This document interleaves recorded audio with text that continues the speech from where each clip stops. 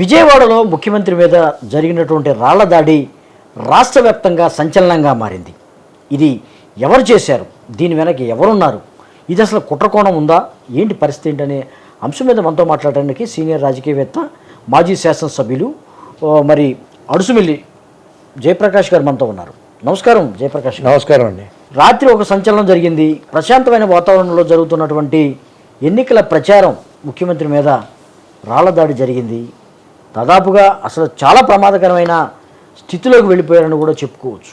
ఎందుకు అసలు ఏంటి ప్రజాస్వామ్యంలో ఈ హింసకు తావలేదంటూనే ఇటువంటి చర్యలను ఎలా చూస్తారు, ఏంటి పరిస్థితి? ప్రజాస్వామ్యంలో హింసకు తావలేదు. మొట్టమొదటి మీరు మాట్లాడిన మాట రాళ్ల దాడి. రాళ్ల దాడి కాదు, అది హత్యాయత్నం. హత్యా ప్రయత్నం. హత్యాయత్నమే. 100% హత్యాయత్నం. ఓకే, దాడి కాదు, అది దాడి కాదు. ఎందుకంటే అది కొంచెం గురి తప్పింది ఆ రాయి. అదే కొంచెం ఇటు పక్కగా ఒక అర అంగళం ఇటు తగిలితే దీనికి తగిలేదు, నవరగంటకు తగిలేది. నవరగంటకు తగిలితే మనిషి అనేవాడు బతికొండడు. Spot dead. బుల్లెట్ దిగితే ఎట్లా చచ్చిపోతారు అట్లా చచ్చిపోతారు. అదృష్టం అంటారు మొత్తానికి. చాలా అదృష్టవంతుడు. కానీ అది మూవ్ అయ్యే బస్సు కాబట్టి అది వీళ్ళకి గురి తప్పింది. వీళ్ళకి అది ఎవరైతే తెప్పించారో, ఎవరిని తెప్పించారో ప్రొఫెషనల్ కొట్టింది అది. చాలా అదే కొంచెం గురి చూసి అదే కొంచెం కిందకు వచ్చింది అనుకోండి కనిపోయేది. దీంట్లో 2 యాంగిల్స్ మీరు. ఇది జగన్మోహన్ రెడ్డి గారిని అంతం చెయ్యాలి.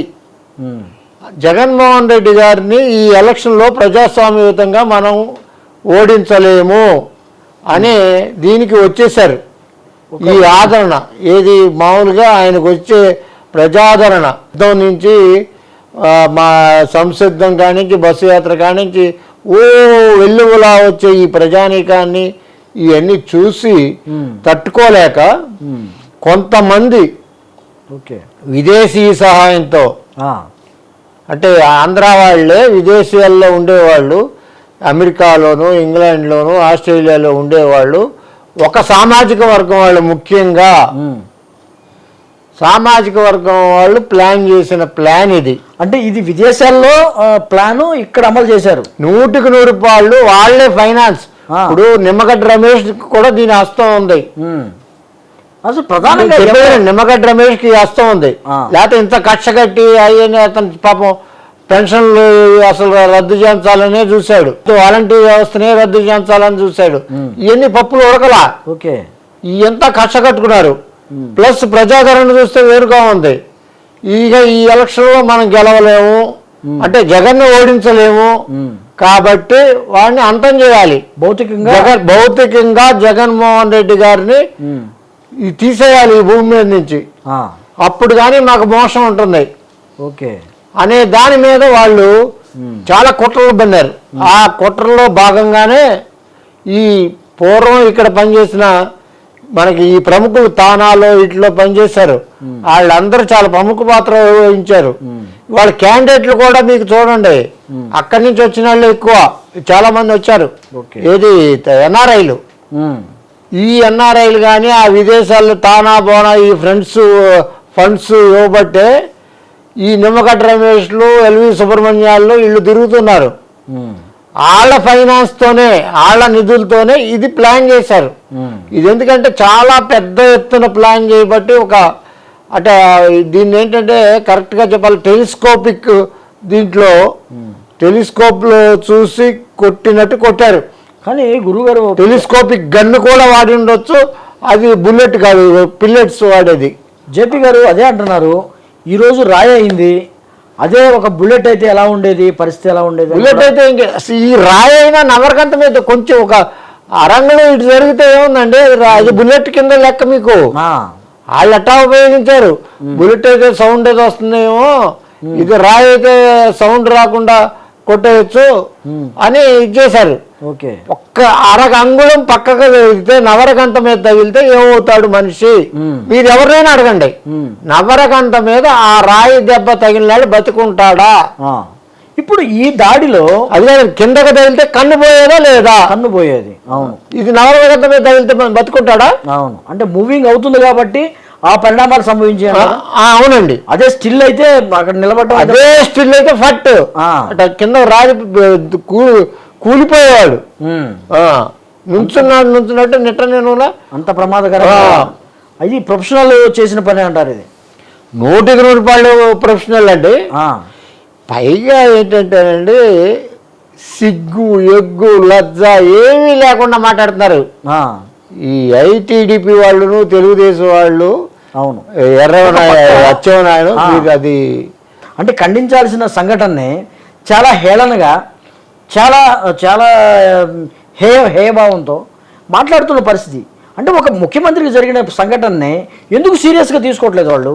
ఏంటి, సాక్షాత్తు ప్రధానమంత్రి మోడీ గారు ఖండించారు, మమతా బెనర్జీ గారు వెస్ట్ బెంగాల్ ముఖ్యమంత్రి గారు ఖండించారు. ఇక్కడ వీళ్ళు అన్నం తింటున్నారు, అశుద్ధం తింటున్నారు వీళ్ళు. ఇక్కడ తెలుగుదేశం వాళ్ళు మిగతా పక్షాల వాళ్ళు అశుద్ధం తింటున్నారు. సరైనగా తీవ్రంగా ఖండించరా. చీవు నెత్తురు ఏమీ లేదు వీళ్ళు, చీవు నెత్తురు ఏమీ లేదు. వీళ్ళు అసలు దరిద్రులు. వీళ్ళు అన్నం మాత్రం తింటలేదు, వీళ్ళు అశుద్ధమే తింటున్నారు. లేకపోతే అంత సంఘటన జరిగితే హేళనగా మాట్లాడతారండి. వీళ్ళకి సిగ్గు ఎగ్గు ఉందా, లజ్జ ఉందా? పట్టాను గాడు ఆడి ఇష్టం వచ్చేట్టు మాట్లాడుతున్నాడు. ఇవన్నీ కోడికత్తి డ్రామా 2.0 అని కూడా మాట్లాడుతున్న పరిస్థితి. అదేనండి, వాళ్ళకి చీవు నెత్తురు లేదు, సిగ్గు లజ్జ లేదు.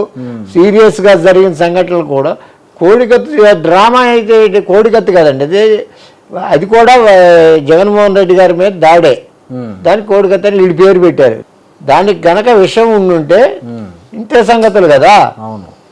ఇప్పుడు ఈ ఆంధ్రదేశంలో తెలుగు ప్రజలు దాంట్లో ఓరవలేనితనం, ఈర్ష్య, ద్వేషం అన్నీ రంగరించి ఈ సామాజిక వర్గం వాళ్ళు బాగా, అందరూ కాదండి, నడమంత్రం సిరి వాళ్ళు ఈ విదేశాలు వెళ్ళి వాళ్ళు సంపాదించి వాళ్ళకి డబ్బులు ఎలా ఖర్చు పెట్టాలో తెలవక ఏళ్ళు ఎట్టా కొట్టాలా, సింగిల్ పాయింట్ ఫార్ములా.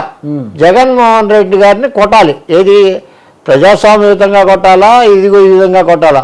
ప్రజాస్వామ్యయుతంగా కొట్టడం వాళ్ళ వల్ల కాదు అనేది తేలిపోయింది. ఇప్పుడు కూడా తేలిపోతుంది.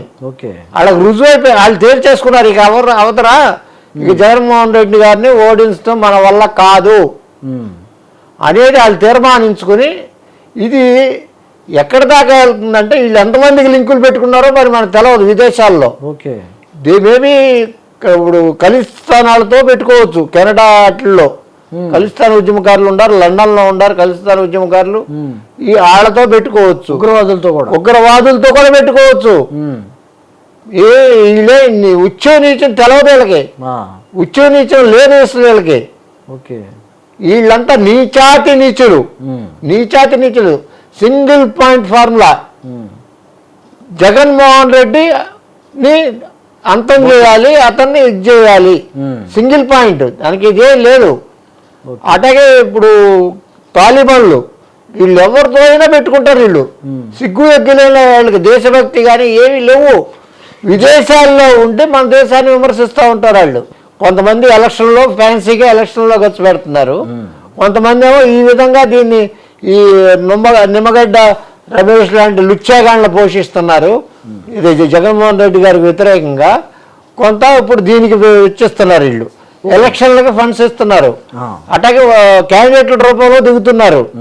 ఈ మొత్తానికి కలిపి వీళ్ళందరికీ ఆర్గనైజ్ చేసేది మూల పురుషుడు చంద్రబాబు నాయుడు. ముఖ్యమంత్రి స్థాయి నేత మరి ఎన్నికల ప్రచారానికి వస్తున్నారంటే ఆయా ప్రాంతాల్లో చాలా కట్టుదిట్టమైన చర్యలు ఉంటాయి, ముందస్తుగానే కొంత ఏర్పాట్లు కూడా ఉంటాయి. ఏది, పోలీసు వారు తీసుకునే ఏర్పాట్లు కూడా. ఈ అటువంటిది ఎక్కడా కూడా భద్రతాపరమైనటువంటి చర్యలు లేవు, ఎక్కడా కూడా దీనికి సంబంధించినటువంటి చర్యలు కూడా తీసుకున్నట్టు కూడా ఎక్కడా కనిపించలేదు మనకి. మరీ ముఖ్యంగా చూసుకుంటే కరెంటు, ఆ ప్రాంతంలోనే కరెంటు పోవడం, కరెంటు పోయి రావడం జరుగుతుందని కూడా ప్రత్యక్ష సాక్షులు చాలామంది చెప్పారు. అక్కడ ఎందుకు కరెంటు, మరి ఇటువంటి వైఫల్యాలని ఎలా చూస్తారు మీరు? నిన్న నేను టీవీ చూస్తా అంటే కరెంటు పోయింది. ఇక్కడ సికామణి సెంటర్ ఇవన్నీ వస్తా అంటే నా కళ్ళారా చూద్దాం, మన ఇది చూద్దాం అనేది అంటారు. చూస్తే కరెంటు పోయింది. అట్లా 4-5 సార్లు పోయిందండి కరెంటు. ఈ కరెంటు పోవటం అక్కడ కూడా పోయిందంట. తర్వాత జగన్మోహన్ రెడ్డి గారు ఎక్కడ వెళ్ళలేదు.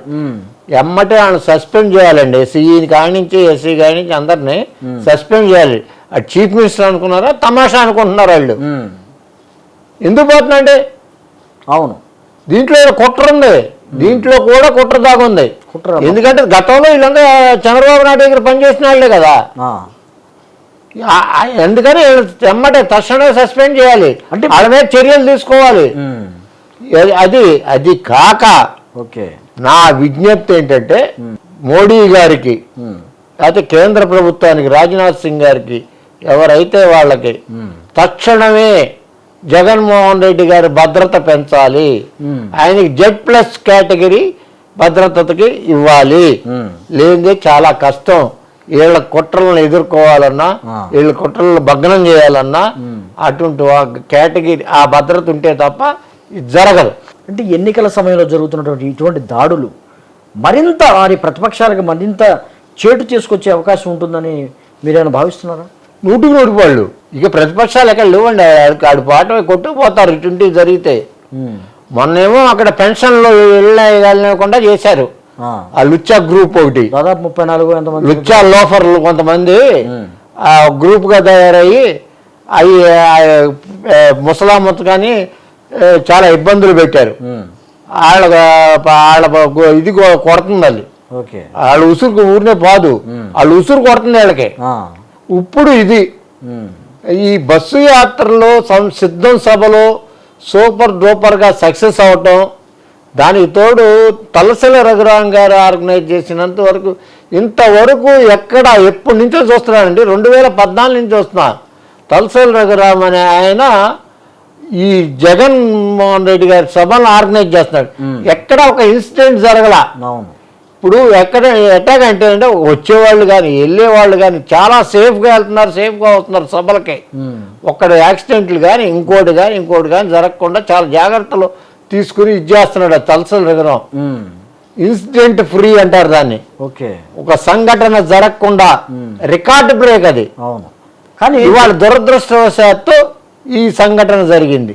కరెంటు వాళ్ళు ప్లస్ వీళ్ళు సమన్వయంతో చేసిన పని అని అంటారా? అయితే కరెంట్ ఎందుకు పోతుందండి? అదే టైంలో కరెంట్ ఎందుకు పోతుంది? కానీ కొంతమంది చెప్తున్నారు అంటే వైర్లు తగులుతాయేమని ముందు జాగ్రత్త చర్యగా అక్కడ కరెంటు తీస్తున్నారని కూడా కొంతమంది చెప్తున్నారు. వైర్లు తగులుతున్నాయని కరెంట్ తీయటువంటి బస్సు పక్కకన్నా నడిపించుకోవాలి, రూట్ అటు పెట్టాలి. కరెంట్ తీసేస్తారండి చీఫ్ మినిస్టర్ వస్తాంటే. అయితే ఫ్లడ్ లైట్లు అరేంజ్ చేసుకోవచ్చుగా, చెయ్యాలి కదా. ఎలక్ట్రిసిటీ డిపార్ట్మెంట్ వాళ్ళు జనరేటర్లు పెట్టాలిగా. అక్కడ అసలు బస్సు జనరేటర్లు పెట్టాలా వద్దా?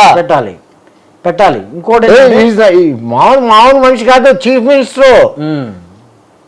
చాలా జనరేటర్లు అన్నా పెట్టాలండి. చాలా భద్రతా లోపాలు అయితే మాత్రం కనిపిస్తాయి. భద్రతా లోపాలు ఉన్నాయి, కరెంటు లోపాలు ఉన్నాయి. ఈ దాడి జరిగిన తర్వాత వైఎస్ఆర్సీపీ నాయకులు పెద్ద ఎత్తున తెలుగుదేశం మీద కానీ, తెలుగుదేశం నాయకుల మీద కానీ, చంద్రబాబు నాయుడు మీద కానీ, లోకేష్ మీద కానీ ఆరోపణలు చేస్తున్నారు.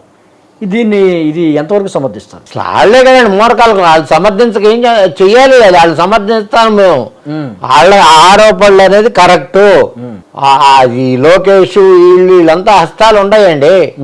ఈ దాడుల మీద హస్తాలు, ఈ దాడి మీద మాత్రం హస్తం ఉంది. ఈ హత్యాయత్నం మీద నేను దాడి అనే మాట అన్నాను. హత్యా ప్రయత్నమే జరిగింది. 100% హత్యా ప్రయత్నమే. దానికి రుజువులు ఉన్నాయి కదా సార్. మిమ్మల్ని నేను అడుగుతున్నా కదా, మీరు చెప్పండి. ఒక్క అరంగులు పక్కకు తగిలితే పరిస్థితి ఏంటి? హత్య కిందకు తగిలితే ఏంటి? కన్నుపోద్దు. కన్నుపోయి ప్రమాదం కూడా, ప్రాణాపాయ కూడా వెళ్ళొచ్చు. ఎందుకని ఇటువంటి దాడులకు పాల్పడుతున్నారు? ఏంటి అసలుకి? అంటే మామూలుగా ఎన్నికల టైంలో ఒక వ్యక్తికి, ఒక నేతకి ఏదైనా జరిగితే మనకు అపారమైన నష్టం జరిగిద్దని కానీ, మరి ఇటువంటి సమగ్రమైనటువంటి చర్యలు తీసుకోకుండా ముందుకు సాగితే ఎలా ఉంటుంది? ఏంటి పరిస్థితి? నష్టం జరిగిపోయిందండి వాళ్ళకి. ప్రజల్లో వాళ్ళు పోయారు. ఇక దాంట్లో ఇదైపోయి వాళ్ళు విరక్తి చెంది ఇక గెలవలేము, ఇంటికి మూసే జగన్మోహన్ రెడ్డిని భౌతికంగా నిర్మూలించాలి అనే తీర్మానానికి వచ్చేసారు వాళ్ళ మనసుల్లో. ఇది సానుభూతి కోసం జగన్మోహన్ రెడ్డి చేస్తున్నటువంటి క్రియల్లో పనుల్లో భాగమే అంటున్నారు. అనేవాళ్ళు అన్నం తింటున్నా, గడ్డి తింటున్నారు, పెంట తింటున్నారు. సిగ్గు ఎగ్గు లజ్జ లేని వాళ్ళు ఆ అనేవాళ్ళు ఎవడైనా ఆడి ఒంట్లో రక్తం కాదు, ఆడి చీవు నెత్తురు ఏమీ లేదు. ఆడి అంటే మీకున్న అనుభవంలో ఎటువంటి చర్యలు తీసుకుంటే బాగుంటుంది, మరి ఇక ఎన్నికల ప్రచారం ఎలా నిర్వహిస్తే బాగుంటుందని మీరు సూచన చేయండి. నిర్దాక్షిణ్యంగా ఇటువంటి ఎలిమెంట్స్ని అణిచివేయాలి. ఎవరుండారో తక్షణమే ఇంటెలిజెన్స్ సిబిఐ ఎంక్వైరీ జరగాలి సార్.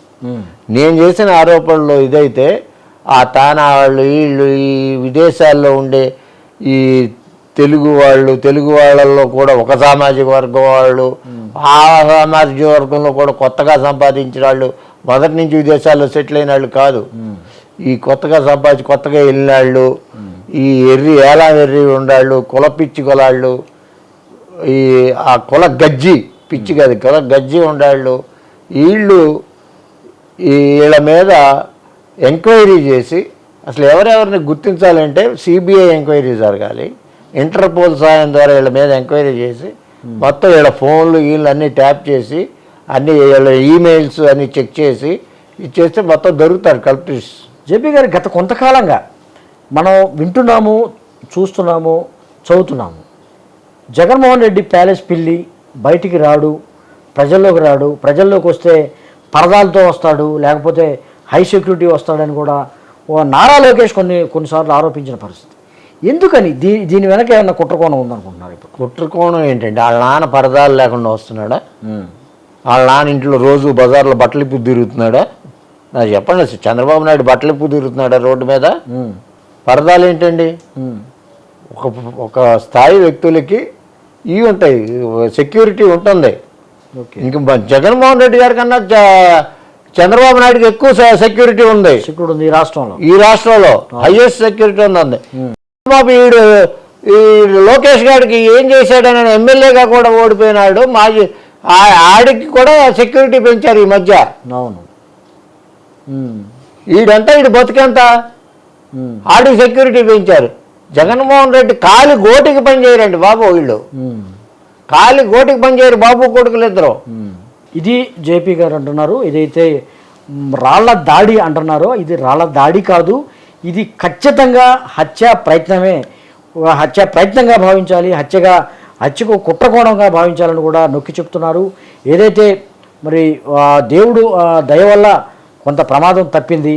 ముఖ్యంగా ఇటువంటి చర్యలను మరి ఇంకా ఇటువంటి జరగకుండా, పునరావృతం కాకుండా గట్టి చర్యలు తీసుకోవాలి. అంతేకాకుండా భద్రత కూడా పెంచాలి. దీనికి సంబంధించినటువంటి ఎవరైతే నేరస్తులు ఉన్నారో వారిని కఠినంగా శిక్షించాలని కూడా జేపీ గారు డిమాండ్ చేస్తున్న పరిస్థితి. నమస్కారం అండి. నమస్కారం అండి.